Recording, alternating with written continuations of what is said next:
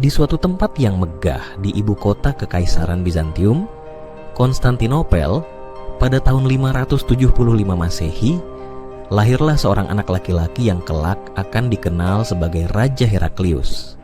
Ia terlahir dari keluarga Bangan, putra dari Heraklius senior, seorang jenderal yang dihormati dan gubernur Afrika Utara. Sejak kecil, Heraklius muda tumbuh dalam lingkungan militer yang penuh disiplin dan taktik perang. Ayahnya dengan ketat membentuk Heraklius menjadi sosok yang tangguh dan cerdas, mempersiapkannya untuk menghadapi dunia yang keras. Ketika Heraklius beranjak dewasa, Kekaisaran Bizantium berada dalam keadaan yang penuh gejolak. Kekaisaran menghadapi berbagai ancaman dari luar, terutama dari Kekaisaran Persia yang kuat dan ambisius. Pada tahun 610 Masehi, saat usianya sekitar 35 tahun, Heraklius muda melakukan langkah yang berani. Dengan dukungan tentara dan rakyat, ia menggulingkan Kaisar Phocas, seorang tiran yang tidak populer. Heraklius kemudian dinobatkan sebagai Kaisar Bizantium, memulai babak baru dalam sejarah kekaisaran yang saat itu hampir runtuh. Namun, menjadi kaisar tidaklah mudah. Heraklius mewarisi kekaisaran yang dalam keadaan kacau. Persia telah menaklukkan sebagian besar wilayah Bizantium, termasuk Yerusalem, kota suci yang sangat dihormati. Pada awal pemerintahannya, Heraklius harus menghadapi kekalahan demi kekalahan, hingga kekaisaran itu sendiri berada di ambang kehancuran. Di tengah kegelapan tersebut, Heraklius menunjukkan ketangguhan dan kejeniusannya. Ia melakukan reformasi besar-besaran dalam militer dan administrasi kekaisaran. Dengan semangat pantang menyerah, Heraklius memimpin pasukan Bizantium dalam serangkaian kampanye militer yang berani.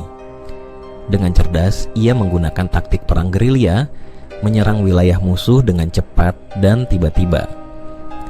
Selama beberapa tahun, Heraklius berhasil membalikkan keadaan. Pada tahun 628 Masehi, ia mencapai kemenangan gemilang dengan merebut kembali Yerusalem dan memulihkan kekuasaan Bizantium di wilayah-wilayah yang sebelumnya hilang. Namun, tantangan terbesar Heraklius belum selesai. Di semenanjung Arab, sebuah kekuatan baru muncul, Islam. Dipimpin oleh Nabi Muhammad, Islam menyebar dengan cepat dan membawa perubahan besar di wilayah-wilayah yang dulunya di bawah kekuasaan Bizantium. Menurut riwayat, Heraklius menerima surat dari Nabi Muhammad yang mengajaknya untuk memeluk Islam. Heraklius dengan kebijaksanaannya mempertimbangkan surat tersebut dengan serius, namun ia memilih untuk tetap dalam keyakinannya, walaupun ia menyadari kekuatan dan pengaruh besar dari ajaran Islam. Beberapa tahun setelah wafatnya Nabi Muhammad, pasukan Muslim yang dipimpin oleh para sahabat Nabi mulai menaklukkan wilayah Bizantium di Suriah dan Palestina. Pertempuran Yarmuk pada tahun 636 Masehi menjadi salah satu titik balik besar, di mana pasukan Bizantium di bawah Heraklius mengalami kekalahan telak. Kekalahan ini membuka jalan bagi ekspansi Islam lebih lanjut, dan wilayah Syam pun jatuh ke tangan umat Islam. Pada tahun 641 Masehi, setelah memerintah selama lebih dari 3 dekade, Heraklius meninggal dunia. Ia meninggalkan warisan yang kompleks, seorang pemimpin yang berhasil menyelamatkan kekaisaran dari kehancuran di tangan Persia, namun juga menyaksikan awal dari keruntuhan kekuasaan Bizantium di Timur Tengah akibat munculnya Islam. Nama Heraklius tetap dikenang dalam sejarah sebagai seorang raja yang kuat, bijaksana, namun juga sebagai sosok yang berada di persimpangan sejarah antara dua peradaban besar. Dalam sejarah Islam, Raja Heraklius dikenal sebagai Kaisar Bizantium yang berkuasa saat agama Islam mulai berkembang di semenanjung Arab. Beberapa peristiwa dan tokoh penting yang berkaitan dengan Heraklius dari perspektif Islam antara lain: perang melawan Kekaisaran Persia, Sasanid. Heraklius terkenal karena kemenangannya atas Kekaisaran Sasanid Persia. Pada awal masa pemerintahannya, Bizantium mengalami kekalahan besar dan kehilangan wilayah yang luas, termasuk Yerusalem.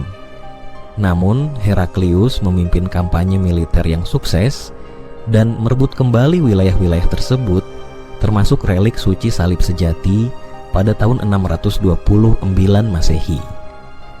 Surat dari Nabi Muhammad.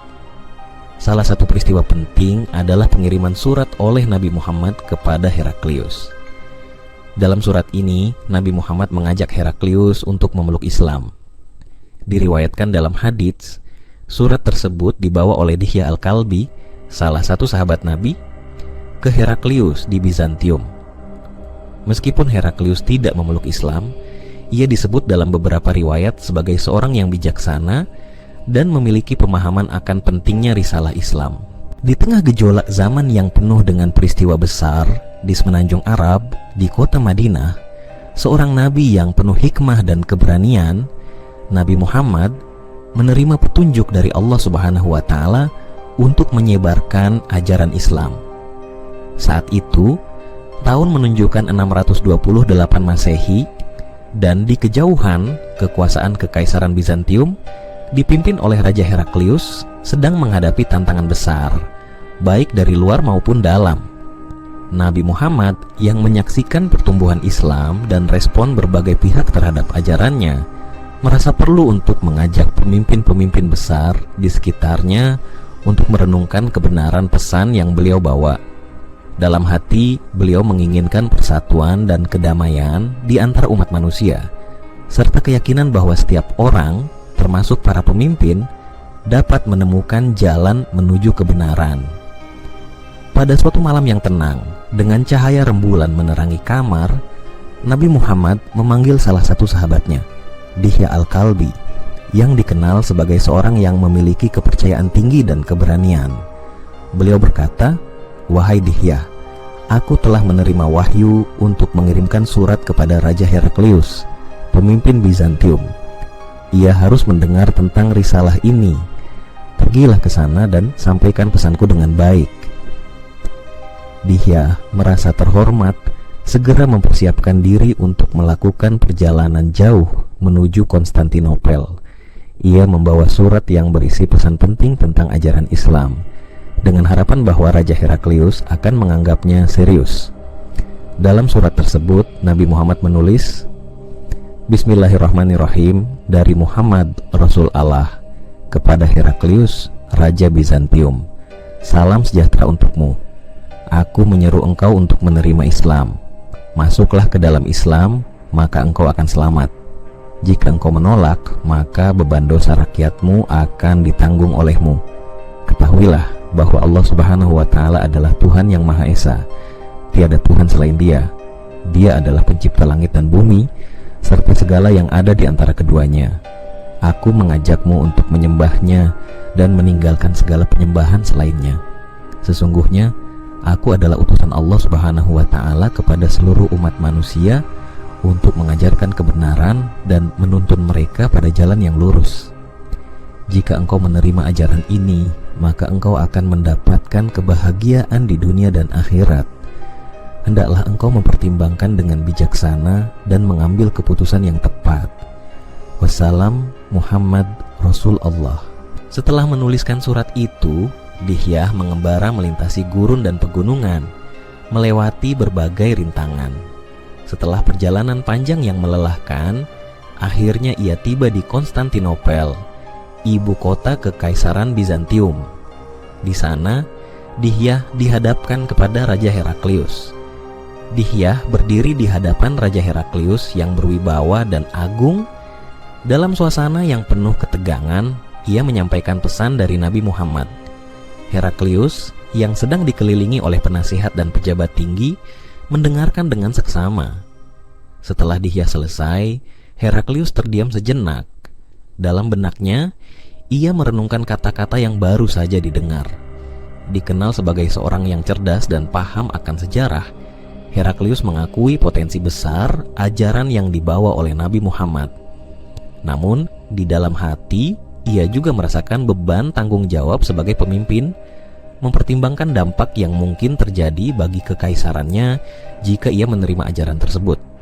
Heraklius kemudian bertanya kepada Dihya tentang Nabi Muhammad dan ajaran Islam. Dihyah menjelaskan dengan penuh semangat tentang misi Nabi, kebaikan ajarannya, dan bagaimana Islam telah menyatukan umat yang beragam. Heraklius mengakui bahwa ajaran yang dibawa Nabi Muhammad sangat sesuai dengan prinsip-prinsip kebaikan dan moralitas yang ia hargai. Namun, meskipun dalam hatinya ada pengakuan terhadap kebenaran yang disampaikan, Heraklius tetap ragu untuk mengambil langkah besar itu. Ia tahu bahwa keputusan ini tidak hanya akan memengaruhi dirinya, tetapi juga seluruh kerajaan yang dipimpinnya. Akhirnya, dengan penuh rasa hormat, ia mengucapkan terima kasih kepada Dihyah atas surat dan informasi yang diberikan. Namun ia memilih untuk tidak mengubah keyakinan yang telah ada dalam kekaisarannya. Dihyah pun kembali ke Madinah, membawa pesan dari Raja Heraklius kepada Nabi Muhammad. Dalam perjalanan pulang, Dihyah merenungkan pertemuannya dengan seorang raja yang cerdas namun terjebak dalam kekuasaan dan tradisi. Ia menyadari bahwa perjalanan menyebarkan ajaran Islam adalah sebuah proses yang tidak mudah tetapi penuh harapan. Kisah ini menggambarkan bahwa dalam perjalanan sejarah, setiap tindakan dan keputusan, baik dari seorang nabi maupun raja, memainkan peran penting dalam membentuk masa depan umat manusia. Raja Heraklius dengan segala kebijaksanaannya tetap menjadi bagian dari narasi yang lebih besar saat dunia menghadapi transisi besar menuju era baru yang dipenuhi dengan ajaran dan nilai-nilai yang dibawa oleh Islam. Perang Mu'tah. Perang Mu'tah adalah pertempuran antara pasukan muslim yang dipimpin oleh Zaid bin Haritsah dan pasukan Bizantium di bawah Heraklius. Meskipun pasukan muslim kalah dalam jumlah, mereka berperang dengan gigih. Peristiwa ini menjadi salah satu konfrontasi pertama antara muslim dan Bizantium. Di tahun 629 Masehi, di sebuah dataran yang tandus dan bergelombang di wilayah Mu'tah, terjadi sebuah pertempuran besar yang akan dikenang sepanjang masa. Perang ini tidak hanya mempertemukan dua kekuatan besar, tetapi juga menjadi salah satu konfrontasi pertama antara pasukan muslim yang baru berkembang dan kekaisaran Bizantium yang dipimpin oleh Raja Heraklius. Di Madinah, Nabi Muhammad menerima kabar bahwa utusannya, Harits bin Umair, yang membawa surat dakwah kepada pemimpin suku Ghassan, salah satu sekutu Bizantium, telah dibunuh dengan kejam.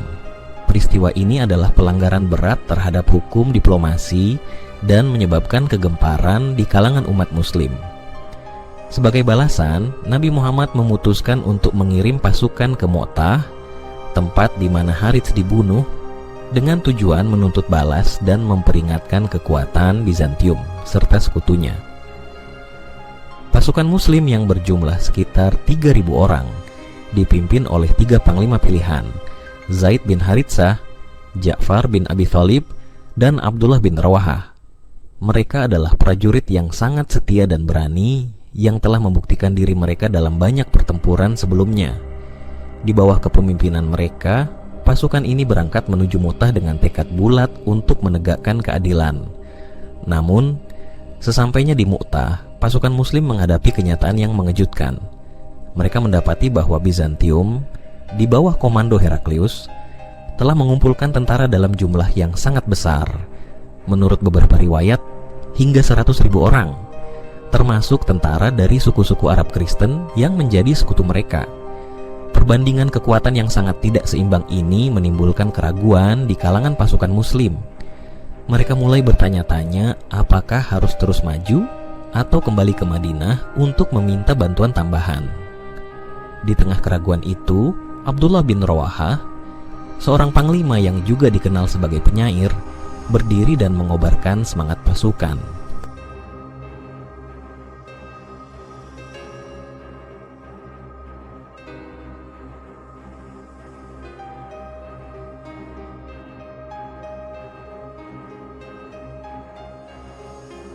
Dengan suara yang tegas dan penuh keyakinan, ia berkata, "Wahai saudaraku, kita tidak berperang karena jumlah atau kekuatan kita. Kita berperang demi agama kita, demi mempertahankan kehormatan dan kebenaran. Syahid atau kemenangan, keduanya adalah jalan menuju surga." Mendengar kata-kata ini, pasukan Muslim kembali bersemangat. Mereka memilih untuk maju meskipun menyadari bahwa jumlah musuh yang begitu besar bisa berarti kematian bagi banyak dari mereka. Pertempuran pun pecah dengan dahsyat. Zaid bin Haritsah memimpin pasukan Muslim dengan gagah berani menyerang barisan depan musuh tanpa gentar. Namun, dalam pertempuran sengit tersebut, Zaid jatuh sebagai syahid. Ja'far bin Abi Thalib segera mengambil alih komando. Dengan panji Islam di tangan, ia berjuang dengan heroik. Saat kuda yang ia tunggangi terbunuh, Ja'far melompat turun dan terus bertarung dengan pedang di kedua tangan.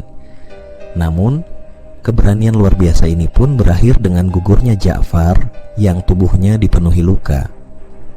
Ketika Ja'far gugur, panji Islam diambil oleh Abdullah bin Rawaha. Meski luka-luka yang dialaminya berat, ia terus memimpin pasukan dengan semangat tinggi sebelum akhirnya ia pun gugur sebagai syahid. Pada saat itu, pasukan Muslim nyaris putus asa. Kehilangan 3 panglima mereka dalam waktu yang sangat singkat. Di tengah kekacauan, seorang prajurit yang dikenal karena kecerdasan dan keberaniannya, Khalid bin Walid, mengambil panji yang jatuh. Khalid yang baru saja masuk Islam, dengan cepat mengatur ulang formasi pasukan dan menggunakan taktik perang yang cerdas untuk menyelamatkan pasukan Muslim dari kehancuran total.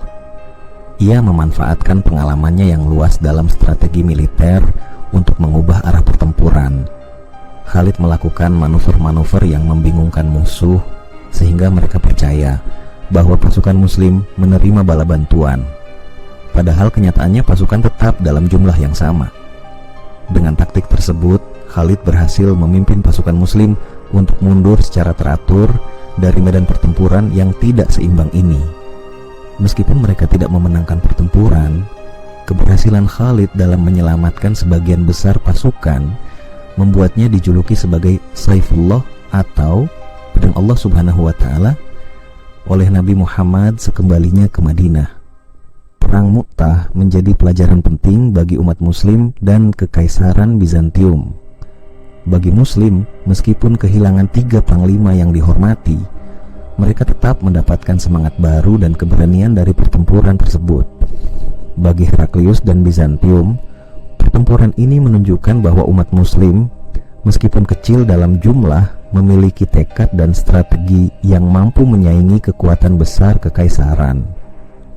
Di bawah bayang-bayang pertempuran Mu'tah, dunia menyaksikan kebangkitan Islam yang tidak dapat dihentikan. Perang ini bukan hanya sekadar benturan fisik antara 2 kekuatan, tetapi juga pertarungan antara keyakinan, semangat, dan strategi yang akan membentuk sejarah dunia dalam tahun-tahun yang akan datang. Pertempuran Tabuk. Heraklius juga terkait dengan pertempuran Tabuk, di mana Nabi Muhammad memimpin pasukan Muslim untuk menghadapi ancaman dari Bizantium. Namun, dalam pertempuran ini tidak terjadi konfrontasi langsung karena pasukan Heraklius mundur. Ekspedisi ini menegaskan kekuatan dan keseriusan umat Islam dalam menghadapi Bizantium.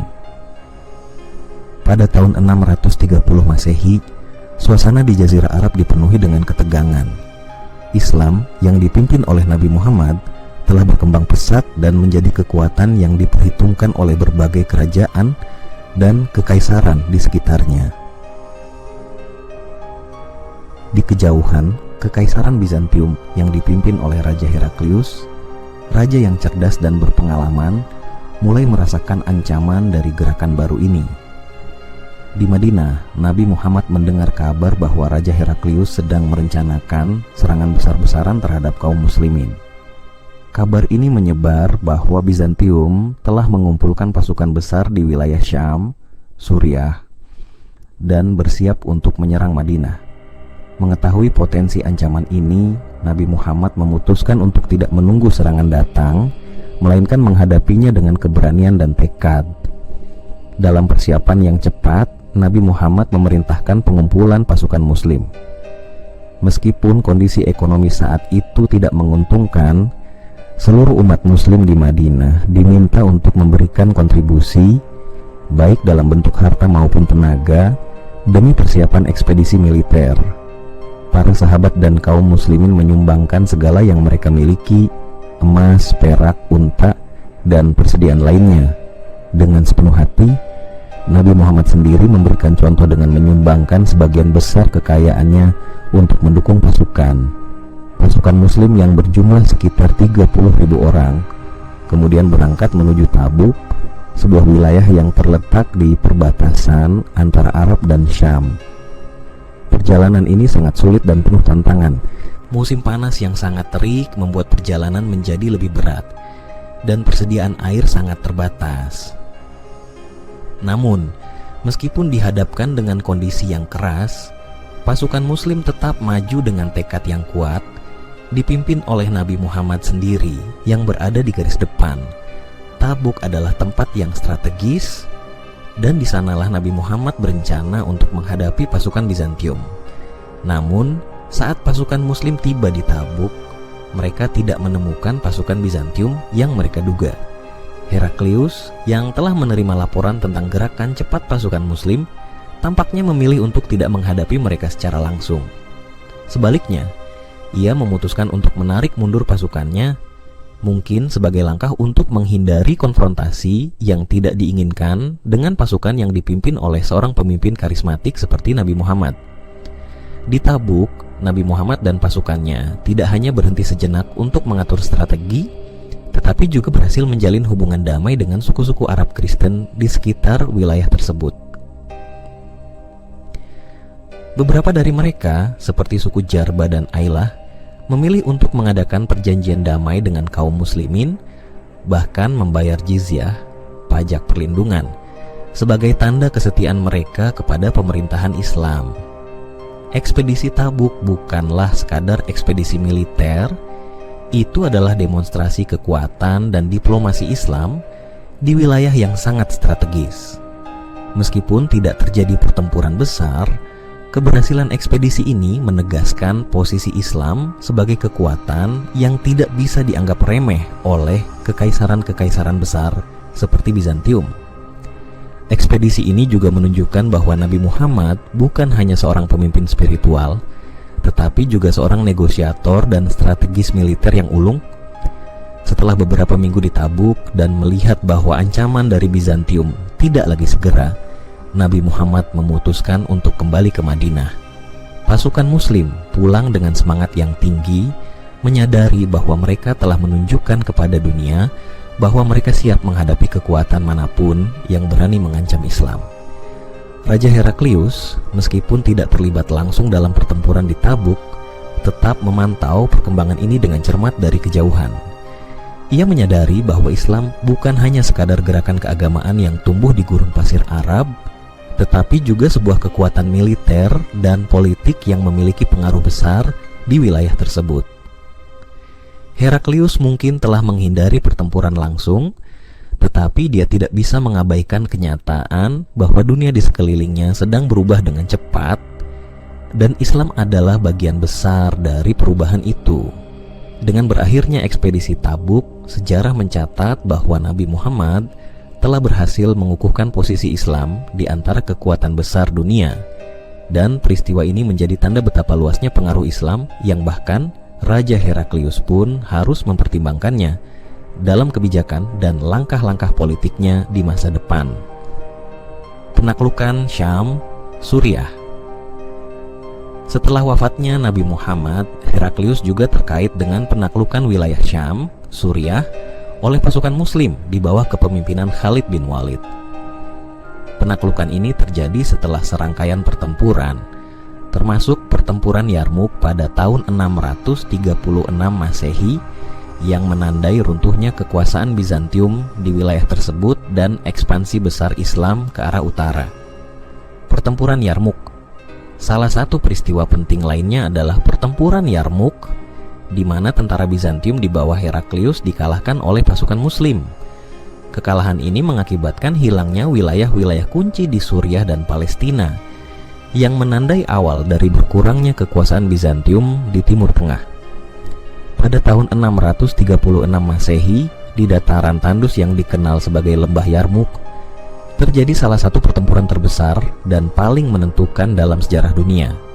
perang ini tidak hanya mengubah peta kekuasaan di Timur Tengah, tetapi juga menandai kejatuhan kekuatan besar Kekaisaran Bizantium di wilayah Syam.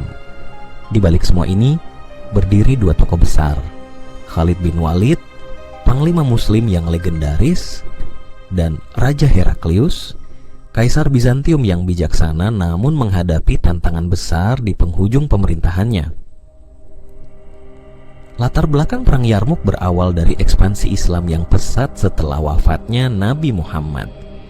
Pasukan muslim yang dipimpin oleh Khalid bin Walid berhasil menaklukkan banyak wilayah di sekitar Jazirah Arab, termasuk sebagian besar wilayah Syam yang berada di bawah kekuasaan Bizantium.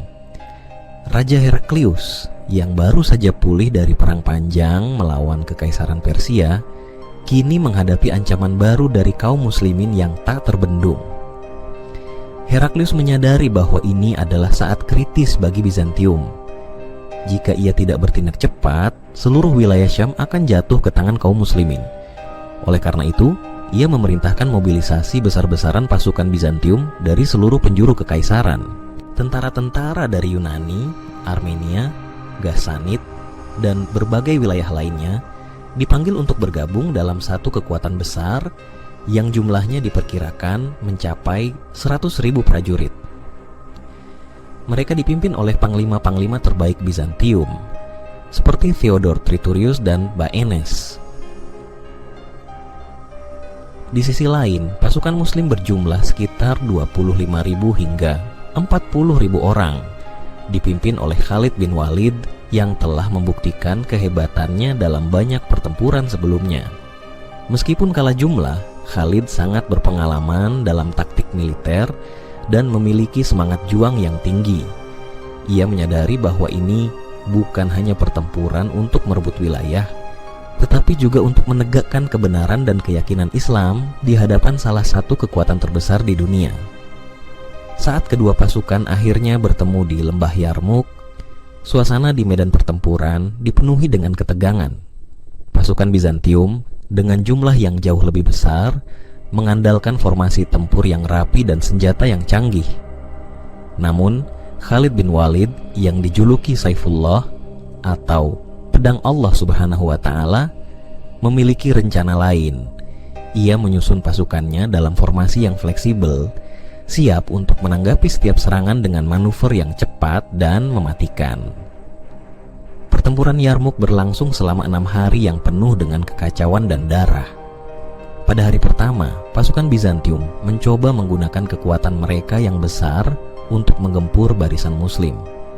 Namun, Khalid memerintahkan pasukannya untuk bertahan dengan gigih, menggunakan medan yang sulit dan taktik gerilya untuk melemahkan musuh. Hari demi hari, pasukan muslim terus memberikan perlawanan sengit, menahan serangan demi serangan dari Bizantium. Pada puncak pertempuran, Khalid bin Walid melakukan manuver brilian yang menjadi penentu kemenangan. Ia memerintahkan serangan balasan yang tiba-tiba ke sayap kanan pasukan Bizantium yang paling rentan. Serangan ini berhasil memecah konsentrasi musuh dan menyebabkan kekacauan besar di barisan Bizantium. Pasukan Bizantium yang kehilangan koordinasi dan moral mulai mundur dengan panik. Khalid memanfaatkan situasi ini untuk melancarkan serangan total yang akhirnya memaksa pasukan Bizantium mundur dan melarikan diri dari medan pertempuran. Di kejauhan, Heraklius yang memantau pertempuran dari kota Homs merasa hancur melihat kekalahan pasukannya. Ia sadar bahwa dengan jatuhnya Yarmuk, seluruh wilayah Syam akan hilang dari kekuasaan Bizantium. Dengan hati yang berat, Heraklius memerintahkan pasukannya yang tersisa untuk mundur, dan ia sendiri meninggalkan Suriah untuk kembali ke Konstantinopel. Dalam perjalanan mundurnya, Heraklius dikabarkan mengucapkan kata-kata penuh kesedihan. "Selamat tinggal Suriah. Sungguh, ini adalah perpisahan yang terakhir." Perang Yarmuk menandai berakhirnya kekuasaan Bizantium di Syam dan membuka jalan bagi ekspansi Islam ke wilayah-wilayah yang lebih luas, termasuk Mesir dan Persia. Bagi kaum muslimin, kemenangan ini adalah bukti keagungan Islam dan kecerdasan militer Khalid bin Walid. Bagi Heraklius, kekalahan ini menjadi titik balik dalam kekuasaannya, mengisyaratkan kemunduran yang tak terelakkan bagi Kekaisaran Bizantium di Timur Tengah. Dengan kemenangan ini, dunia menyaksikan bahwa kekuatan yang didasarkan pada keyakinan yang kuat dan strategi yang cerdas dapat menaklukkan bahkan kekaisaran terbesar sekalipun. Perang Yarmuk menjadi salah satu pertempuran paling bersejarah yang mengubah wajah dunia selamanya. Sikap Heraklius terhadap Islam. Dalam beberapa riwayat, Heraklius digambarkan sebagai seorang penguasa yang mempertimbangkan ajaran Islam dengan serius.